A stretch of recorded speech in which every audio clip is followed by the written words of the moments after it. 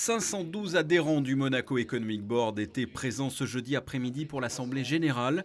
Une AG importante en ce début de printemps puisque les adhérents ont voté la modification des statuts de l'association.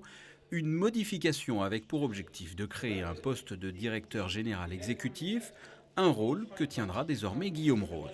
C'est une fonction qui est évidemment extrêmement honorable, qui m'honore au plus haut point et qui est une fonction qui va me permettre de coordonner en particulier l'ensemble des efforts, notamment économiques, de la principauté à l'étranger, en relation avec les acteurs culturels, les acteurs diplomatiques.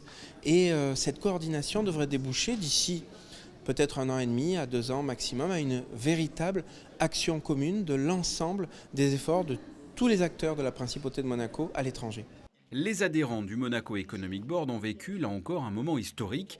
Et ils ont pu, à l'issue de l'Assemblée générale, fêter un anniversaire, toujours au Yacht Club et en présence du souverain, les 20 ans de cette institution.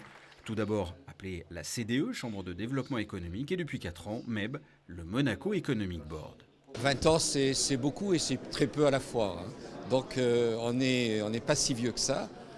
Moi, je retiendrai quelques moments phares.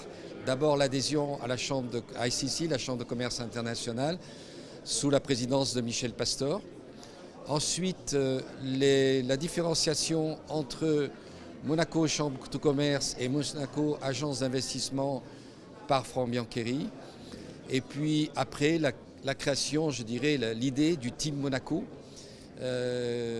sous ma responsabilité quand même.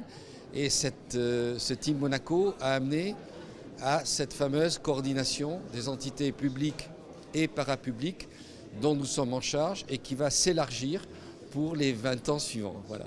En 20 ans, la CDE devenue MEB a réalisé 520 opérations économiques dans une quarantaine de pays, que ce soit la Chine, la Russie, la Turquie, le Burkina Faso, en passant par l'Inde, la Pologne ou le Kazakhstan, et la liste va assurément se rallonger dans les années à venir.